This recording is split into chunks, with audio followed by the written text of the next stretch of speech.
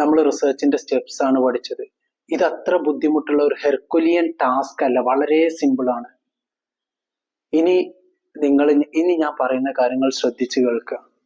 ആദ്യം നമ്മൾ ചെയ്യുന്നത് ഒരു 5 ടോപ്പിക് സെലക്ട് ചെയ്തു. ടെമ്പററി സെലക്ഷൻ എന്ന് അതിനെ വിളിക്കുക. എന്നിട്ട് അതുമായിട്ട് ബന്ധപ്പെട്ട വിവരങ്ങൾ അന്വേഷിച്ചു. അതിന് ആദ്യഘട്ട സർവേ ആയതുകൊണ്ട് തന്നെ ഇനീഷ്യൽ സർവേ ഓഫ് ലിറ്ററേച്ചർ. എന്നിട്ട് അതിൽ നിന്ന് ഒരു ടോപ്പിക് തിരഞ്ഞെടുത്തു. അതിന് ഫൈനലൈസേഷൻ ഓഫ് ടോപ്പിക്. അതിനുശേഷം ആ ടോപ്പിക്കിൽ നമ്മൾ ഡീപ്പായിട്ട് പഠനം നടത്തി.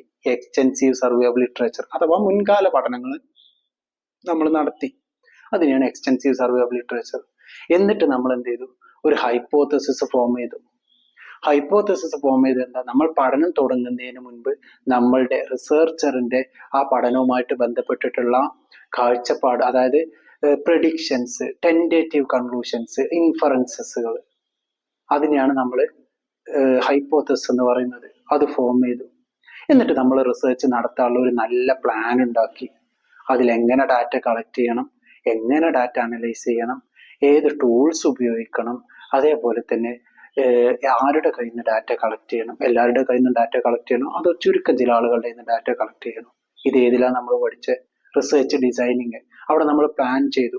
പിന്നീട് അങ്ങോട്ട് ഈ പ്ലാൻ എക്സിക്യൂട്ട് ചെയ്യുക ചെയ്യുന്നത്. ഈ പ്ലാൻ എക്സിക്യൂട്ട് ചെയ്യുന്നതിന്റെ ഭാഗമായിട്ട് ആദ്യം ചെയ്തത് ഡാറ്റ കളക്ട് ചെയ്തു. പിന്നീട് ചെയ്തതോ ഡാറ്റ അനലൈസ് ചെയ്തു.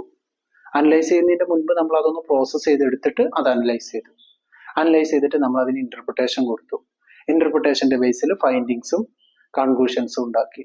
എന്നിട്ട് നമ്മൾ അതൊരു റിപ്പോർട്ട് ആക്കിയിട്ട് എന്ത് ചെയ്തു? പബ്ലിഷ് ചെയ്തു. ഇത്രയേ ഉള്ളൂ റിസർച്ചിന്റെ പ്രോസസ്സ്. വളരെ ഈസിയാണ്.